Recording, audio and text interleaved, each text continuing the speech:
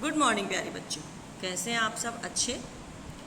कल हमने हमारी पाठ्य पुस्तक वसंत का पाठ 3 बस की यात्रा प्रारंभ किया था, जो हरिशंकर परसाई जी की एक व्यंग रचना है। इसमें उन्होंने अपनी एक यात्रा के अनुभवों का वर्णन किया है, जो यात्रा उन्होंने एक बहुत ही वयोवृद्ध बस से की थी, ऐसा उन्होंने कहा। बस की अवस्था देखकर पता चल रहा है कि बस किस तरह की थी, बहुत बुरी हालत में, पुरानी और हर रूप से क्षतिग्रस्त। उनके दोस्तों की मजबूरी थी कि उनको जबलपुर जाना था और सुबह सबको अपनी अपनी नौकरी पर जाना था, इसीलिए इस बस से यात्रा करना ज़रूरी था। लोगों ने समझाया भी कि शाम की इस बस से यात्रा नहीं करते, लेकिन उनकी मजबूरी थी, अतः उन्हें और उनके दोस्तों को ये यात्रा करनी पड़ी। वे बस में बैठ तो गए, लेकिन हर समय उन्हें ये डर सताता रहा कि क्या हमारी यात्रा पूरी होगी या नहीं होगी। उन्हें रास्ते में आता हर पेड़ अपना दुश्मन लग रहा था।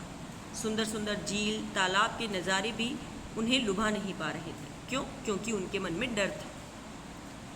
बस बहुत ही जर्जर अवस्था में थी। लेखक को दया आ रही थी कि हम इस बस में बैठे हैं और बहुत ही निर्दयी काम कर रहे हैं। एक बार बस रुकी, लगा खराब हो गई, तो पता चला कि पेट्रोल ख़त्म हो गया है। ड्राइवर ने जैसे तैसे करके बस को चलाया और आगे चलकर बस पुनः खराब हो गई।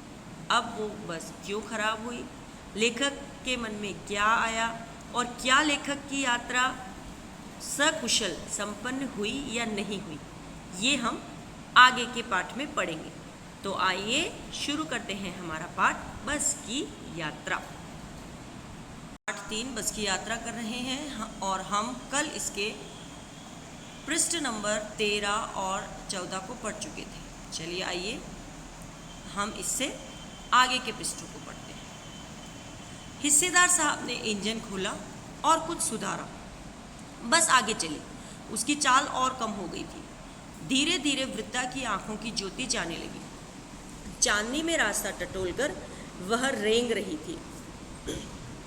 आगे या पीछे से कोई गाड़ी निकल आती दिखती तो वह एकदम किनारे खड़ी हो जाती और कहती, निकल जाओ बेटी, अपनी तो वह उम्र ही नहीं रही।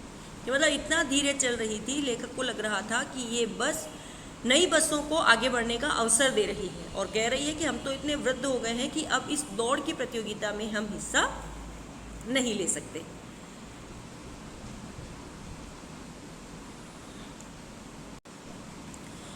एक पुलिया के ऊपर पहुंचे ही थे कि एक टायर फिस करके बैठ गया। वह बहुत जोर से हिलकर थम गई। अगर स्पीड में होती तो उछलकर नाले में गिर जाती।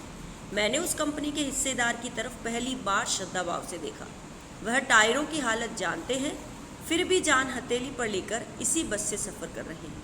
उत्सर्ग की ऐसी भावना दुर्लभ है। उत्सर्ग मतलब बलिदान होने की, कि हिस्सेदार साहब खुद जानते हैं कि बस की हालत बहुत ख़राब है, लेकिन फिर भी वो अपनी जान हथेली पर, मतलब अपनी जान को जोखिम में डालकर अपनी ही बस में यात्रा कर रहे हैं। कि मतलब खुद आगे होकर अपने जीवन को बलिदान करने वाले लोग कम ही मिलते हैं। सोचा, इस आदमी के साहस और बलिदान भावना का सही उपयोग नहीं हो रहा है। इसे तो किसी क्रांतिकारी आंदोलन का नेता होना चाहिए।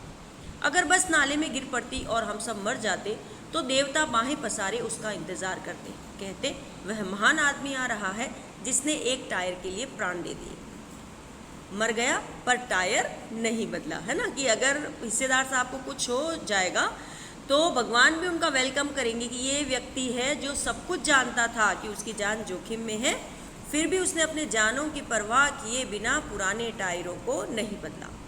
दूसरा किस्सा टायर लगाकर बस फिर चली। अब हमने वक्त पर पन्ना पहुंचने की उम्मीद छोड़ दी थी। पन्ना कभी भी पहुंचने की उम्मीद छोड़ दी थी। पन्ना क्या, कहीं भी कभी भी पहुंचने की उम्मीद छोड़ दी थी। लगता था जिंदगी इसी बस में गुजारनी है और इससे सीधे उस लोक को प्रयाण कर जाना है। इस पृथ्वी पर इसकी कोई मंजिल नहीं है। हमारी बेताबी, तनाव खत्म हो गए। हम सब बड़े इत्मीनान से घर की तरफ बैठ गए। चिंता जाती रही, हंसी मजाक चालू हो गई, है ना। कि उनको लगा कि बस की जो कंडीशन है, उनकी यात्रा पूरी नहीं होगी और उन्होंने अपने गंतव्य स्थल, जहाँ वो पहुँचना चाहते थे, वहाँ तक पहुँचने की आशा छोड़ दी कि इस बस में बैठे बैठे ही हमें परलोक सिधारना है। ओके बेटा, ये है हमारा चैप्टर कि जब लेखक ने ये सोच लिया कि सफ़र तो अब हम कर रहे हैं, अब हमें इसी में अपने आप को ढालना है कि जो ये कंडीशन है बस की, उसी कंडीशन में अपने आप को, कहते हैं ना परिस्थितियों में अगर सामंजस्य बिठा लो तो जीवन सुखद हो जाता है। वही हुआ कि अब तक लेखक को डर लग रहा था, लेकिन अब सब लोगों ने कि ऐसे खराब होते गिरते पड़ते बस पहुंच ही जाएगी, तो सब थोड़ा रिलैक्स हो गए, है ना। उनकी जो मन की चिंता थी, जो उनके मन में तनाव था, वो सब दूर हो गया और वे इत्मीनान से बैठ गए और आपस में सब हंसी मजाक से कि रुकेगी तो भी रुक जाएगी, चलनी होगी तो भी चल जाए, अब बैठ तो चुके हैं।